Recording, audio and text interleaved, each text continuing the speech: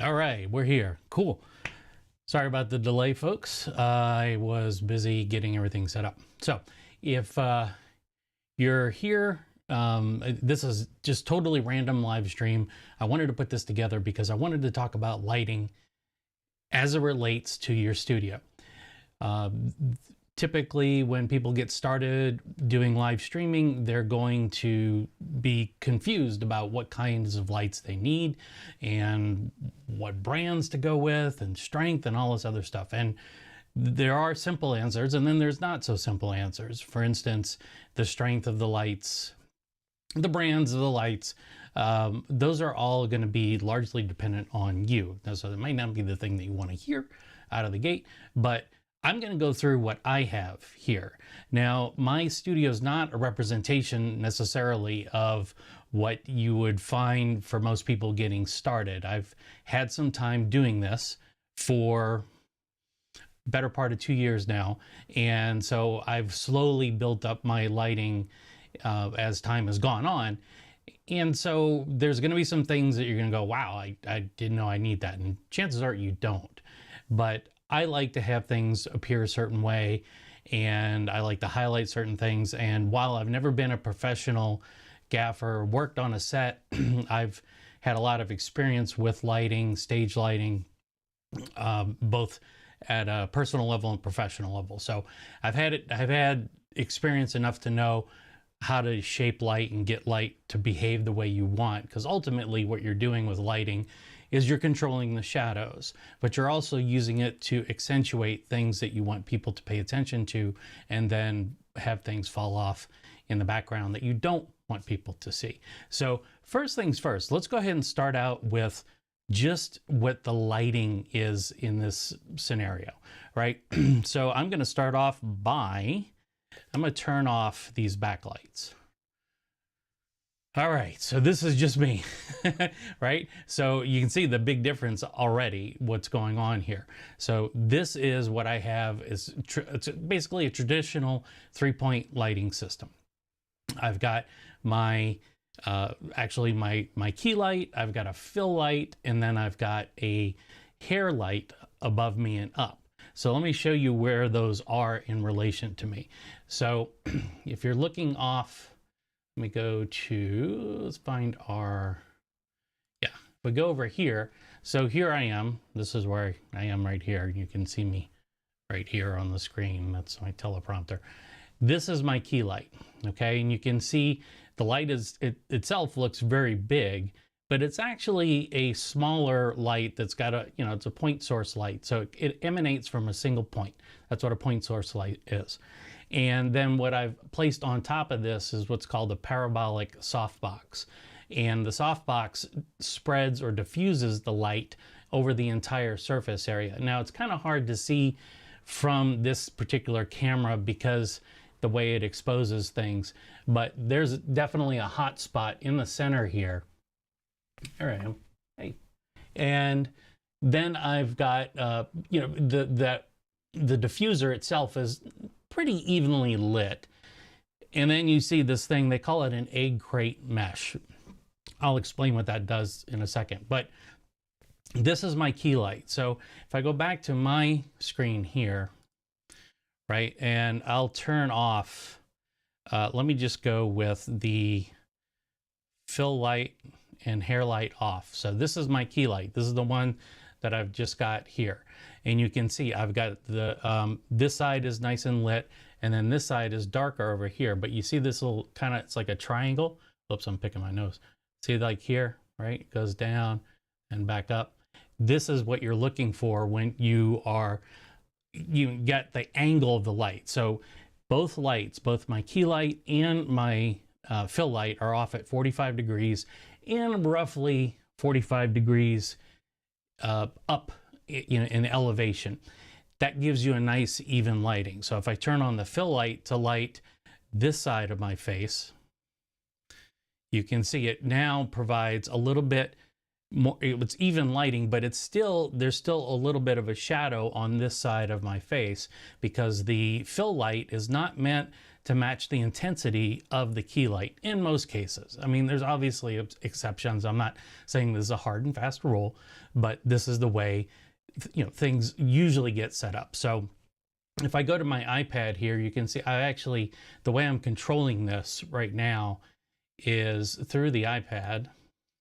And you can see right here, I've got my key light, and then I've got my fill light, right? And so you can see my key light right now is running at 33%.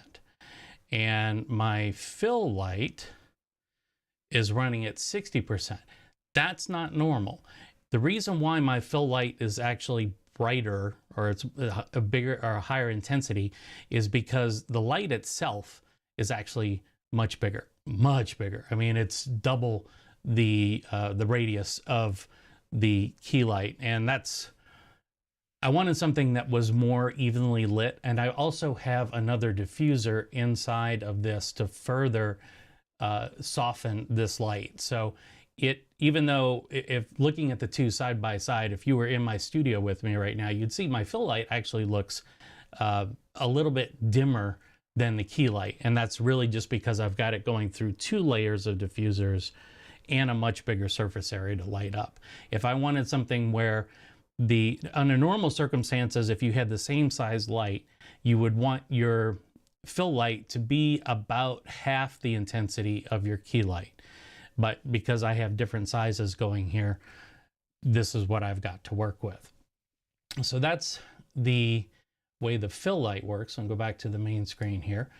And then finally, the hair light. Now, what is the hair light? Well, it's to provide separation, because right now I did this on purpose. I also like wearing black, but you can see hey, Matt, hey, Matt's joining us. Cool. So there we go.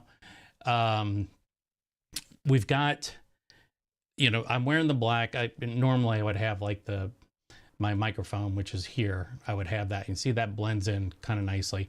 But, and Matt, this is the mic we were talking about yesterday. But right now I'm on my lavalier mic, so I can walk around my studio a little bit.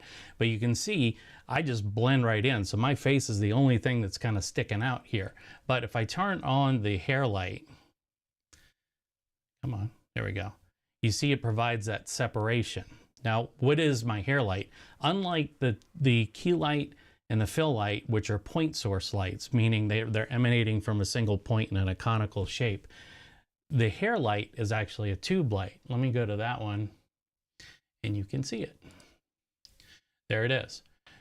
So that's up above me in this in my studio here, and pay no attention to the ratty job of the sound panels up there, but you can see that's a single tube light. Now, why did I select a tube light, or a light that looks like something that would be inside a fluorescent fixture?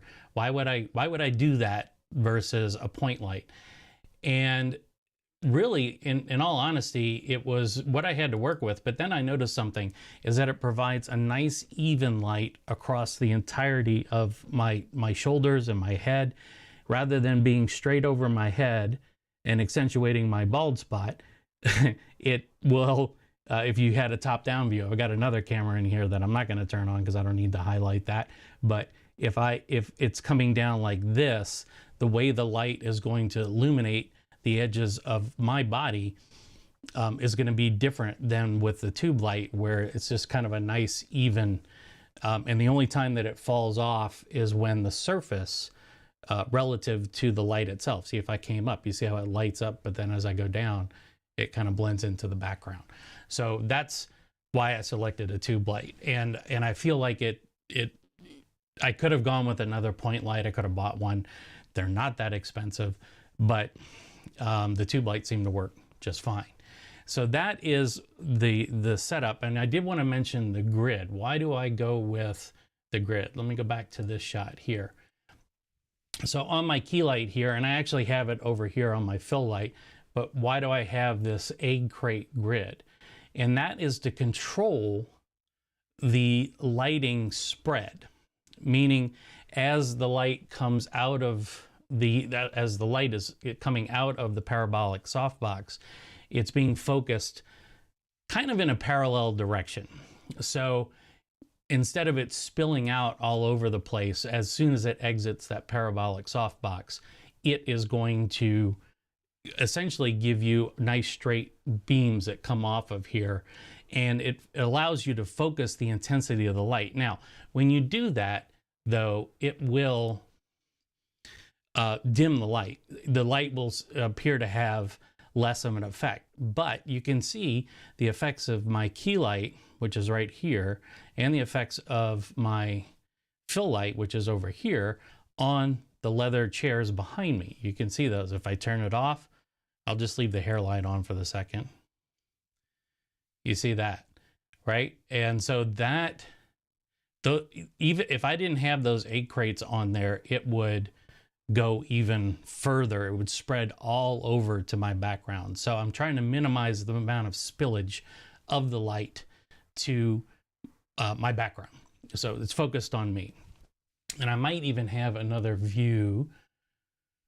Let's see. Well, yeah, you can see it. I'll just drag it in here.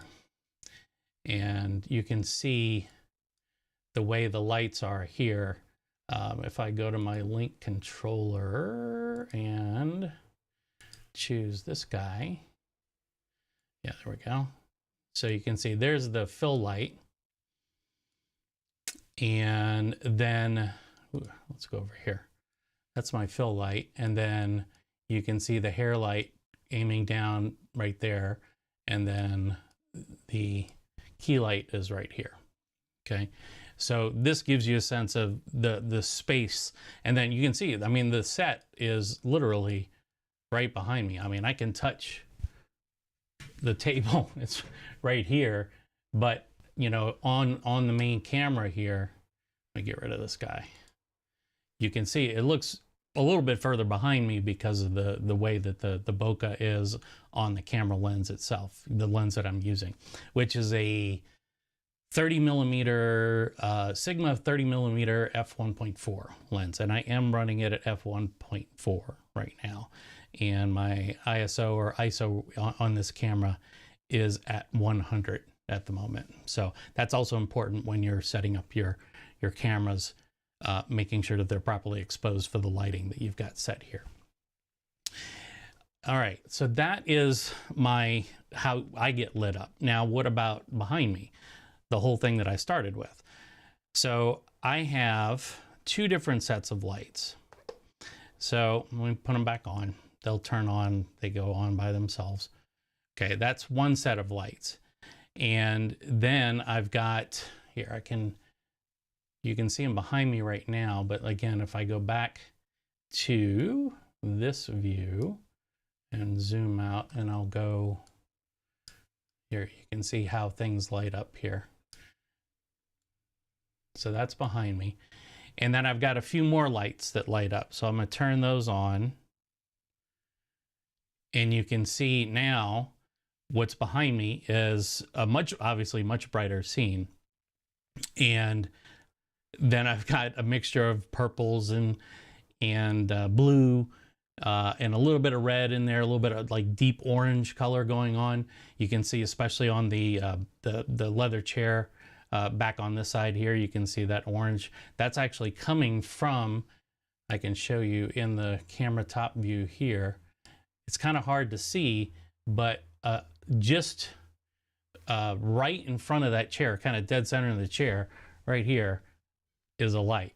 You can see as I move it, there it is. So that's on a stand behind me. That's purely there to accentuate the chair. That's it. So that was, it doesn't, you don't need to do all this stuff, but for me, it gave it a nicer look. And then I've also got one on the other chair, which if I move over, you can see I've got the orange, right along the orange and kind of a little bit of purple going on there too, along that chair. So that's how I illuminate this. Now, all the lights that are inside the studio right now, with the exception of one set, which I haven't covered yet, is they're all color LEDs. And so when I say color, they're full RGB LEDs. So I can change them to any color I want. And I use various apps to do that. that comes down to personal preference, like what you want to do with it. For me, being a solo producer, you know, on-air talent, all that other stuff, I have to control everything from one spot. Otherwise, I'm spending more time screwing around with my studio lights than I am actually tuning it for exactly what I need for whatever kind of presentation I'm giving. For instance, if I'm trying to set a different mood, if I wanted to give, I have a more of like, I call it the library. So I can switch my lights over here, and you can see I get more of like a vintage light style, right? And that allows me to change the color of my lights. And I don't know if we need this, but you can, I'll leave it here for now just so you can see it as it makes changes, because it's a little bit hard to see with the blurry backgrounds. But you can see what I've got here is just the LEDs are just changing colors. That's all that's happening. No lights are moving or anything like that. The lights themselves can animate. So if I wanted to do that I can switch it over like this, and now I've got pulsating lights. I can do like the Knight Rider effect or whatever, you know, silly stuff like that. So I was going to walk back into the studio, and I'm going to set it to my camera here, and let me do that and take this off the charger, and then we will switch over to the iPhone. Okay, and here we are. It's giving me a low battery warning. I don't know why. I had it hooked into the charger, but anyway. Okay, so let's take a look a little bit. So here is a tube light that I've got in the, this is on one side of the set, and then I've got another one, an identical one on the other side of the set. You see right there. And then I've got down below here, I've got a light back here. It's lighting up the underside of this old Sony camera and an old Yeti microphone that I have. I've got another light here that's underneath my Saints helmet. I've got a light actually inside the helmet to light that up. And then I've got these two lights here. I've got this light here. Wow, these colors on the iPhone are way off. But you can see I've got a light here, and I've got another one underneath my on-air sign. And then finally, up top here, I've got another light. This lights up the set, the basically the painting back behind me. One last thing, I do this mainly, it's kind of a mess. We're going outside of what I call my cone of cleanliness right now, but you can see underneath this table, I've got a light here, and then I've got another light that's right here that's lighting up this back wall a little bit. And then what's this guy doing? You know, this guy's sitting here. It looks a little, it looks bright. It looks like it's a white color. It's actually orange-ish. But I do this for a reason. So you see I've got a light fixture sitting on top of this table, right? So what I want is to give the appearance that this light is illuminating the painting behind, but I don't want to overblow this light. I don't want to overexpose it for my scene. So I turn it down low, and then I use this light behind it, calling it the motivating light, and that is the one that actually lights up the painting behind. But let me go back here.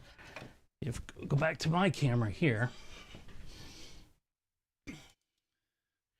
You can see behind me, if I move out of the way, you can't see that other light. You just see the light fixture, right? And so what I'm doing is I'm giving the appearance. So if I wanted that to be a different color even, I can use the Amaranth app to control the lighting. So I wanted to get to that. This is kind of the final little thing. I'm not going to make this a super long stream because I know everybody has stuff to do, but you can ask questions should you need. Okay, let me switch over to the Amaranth app.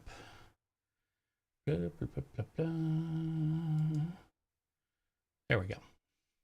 So this is, we don't need that, that can be off. This is the app that ships with Amaran lights. And Amaran Aperture, it's the same company, mostly. Amaran tends to appeal, their market is the creator base, the YouTube base that is largely budget conscious. They don't have Hollywood budgets, I guess, to set up their lights, so it's going to be a little bit less expensive, and the build quality is going to be a little bit different, but the app itself controls both lights, no matter which version of the lights you have. But you can see, I'll go see if I can pull my, do this here. I'll pull my image in like that. And now I've got my helmet. Let's see, we're going to go motivating bulb here. So if I increase this guy, you can see, look especially at the helmet in the background. You can see that highlight. It's pretty subtle because the light color is closely matching the rest of the colors. But if I were to tweak this and make it something, obvious like a green, and crank that bad boy up, you can see now behind me, that's what you get. Obviously not the look you want unless you're going for something that's a little bit psychedelic.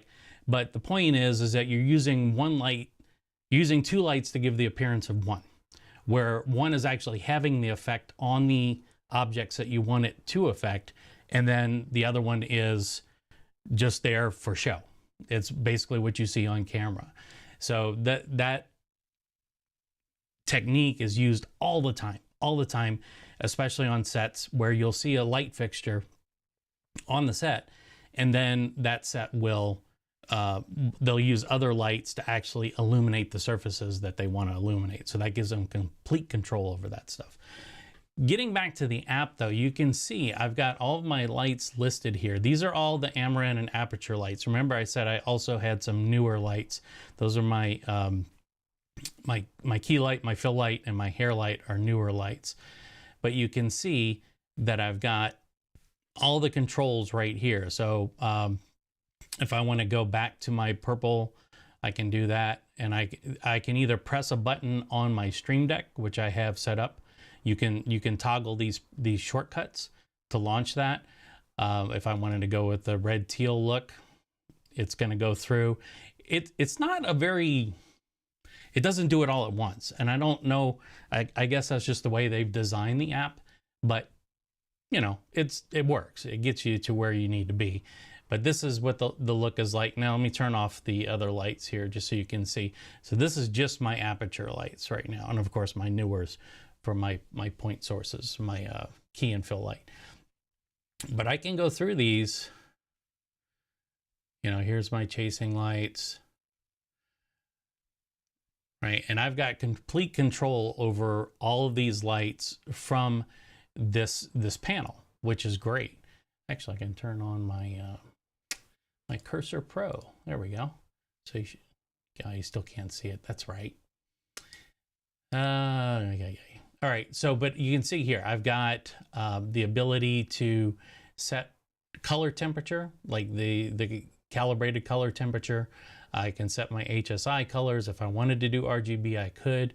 There's some scenes here that are preset scenes. If you want to, give the look of these different settings here, you got like Sakura. So if you're doing like cherry trees or something like cherry blossoms, you can go with these kind of predefined scenes. It's got natural, emotional, light source. So if you're trying to emulate an actual light source like a tungsten light, it will do its best to approximate it. Truth be told, tungsten is tungsten. You can't, you can do your best to get close with an LED light, but it is not, it's not identical. And then you've got effects here. So let's see which light, we're on the motivating bulb. Let's pick a light that we can see. So, oh yeah, the helmet. So we'll turn up the helmet. Come on. And then I'm going to make that a faulty bulb. And you can see it's lit up back behind me. And every now and then it'll blink, kind of like this looks better if you're using like if you're trying to emulate like a fluorescent light that's kind of flickering. You can do that. And the frequency is largely what's going to control that. Cop car, I can do, you know, different if I wanted to do that. And I've had it going in here while all the lights are doing cop cars. It is wildly disturbing. And I wanted to keep this effect just to one little object on the screen, just in case anybody has sensitivities to light. But the app itself is what's key here, right?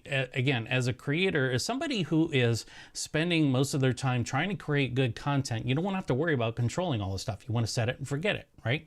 So the nice thing about the Amaran app is that it just works. I mean, it does have some stability issues. It'll crash for me at least once a day, but you just fire it right back up. It doesn't crash the lights. The lights don't stop working. It just won't send commands until you relaunch the app. But I've already made it known to them that it's crashing for me consistently. So the other thing is that when you're selecting, I'll just get off of this. Well, here you can see this is, like I said, this is Amaran. Now, if I go back to my iPad, and you can see this is the newer app. The newer app only runs on iOS. The Amaran app, the desktop app, runs on both iOS and macOS, which means it's compatible with your Stream Deck, which is killer. So I don't know necessarily if I wish that Newer had an app that ran on the desktop so that you could control their lights through the Stream Deck, but they don't yet. So you have to use this app, and it's not as intuitive. You can see I've got all the devices that I've got set up here with the Newer. Let me go back. Just turn these back to. Nope, we want to put those back on. Sorry. Come on, lights. Turn on. They'll come back.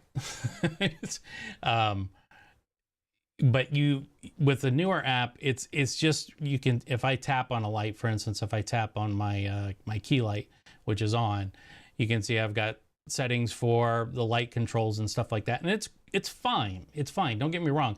The Newer app has definitely gotten better over time, but I think the Amaran app is better overall. And a little bit easier to understand, a little bit easier to configure. The difference is, though, that the Amaran lights are typically 1.5 to 2 times more expensive than the Newer lights. So you have to pick your battles. For instance, let me see if I can pull up. I can try and pull up Chrome here. Yeah, let me see if I've got. Do that real quick. And we will go to screen. And we will share. I can't see anything here. Come on. Oh, great. Okay. Screen share. Let us switch over to Google Chrome. There we go. So you can see here the CB60s, which is what I'm using. The CB60s are they're pretty inexpensive right now. It's a 70 watt bulb, $132. Can't really beat that. And that's full RGB. The equivalent Amaran light, well, they don't really have an equivalent, but the next step up would be the 150 watt. And I believe, let's just do a newer 150 and see what we get. So yeah, so here, so this is a CB100C, and that's $180. The Amaran light is $349. So that gives you an idea of the price differential. So the thing is, though, that you always have to remember when you're picking lights, if you're just getting started, great, you're in a perfect position, because that means that you're going to have everything available to you to pick your whatever ecosystem you want to run with and whatever lights you need. For me, so I kind of grew things organically, so I've swapped lights in and out depending upon what my needs are. And for me, the software, the ecosystem of the software is just as important as the lights themselves. So that's why I ended up, I'm kind of at this point where do I stick with two different brands, or do I just go switch over all to Amaran Aperture? I'm not really sure, but in any case, that's where I'm at right now. So hopefully this was some good information for people who are looking to, you know, get a certain style, get a certain look, or are just, you know, curious about how other people light their studios. It's clearly, it is something that is, it's a personal preference. I'm sorry, I'm turning lights on and off here. It's a personal preference in a lot of ways. It's also it's kind of one of those things where when you're picking your lights, you just think about how you want to accentuate what's behind you. Obviously, you don't want it to blow out the scene. You don't want it to overexpose on the camera. I've got a camera monitor here that's right in front of me, in addition to my confidence monitor, which I'm talking to you on, and this will show me the zebra patterns if my camera is overexposed in any area, and then I'll take the lights down. But you don't want those overpowering your lights, especially if you're doing any post editing. You don't want the lights to be overexposed, because you're not going to be able to get that information back if you're trying to adjust overall exposure settings in post production. So yeah, that's it. I just wanted to spend 30 minutes of your time and my time going through this stuff. And if you've got any questions, drop them down below, because you're going to be catching this on the replay. And if you wouldn't be too troubled to go ahead and hit the like and subscribe button, that would be awesome as well. All right, that's it for me. You guys take care, and I will see you later.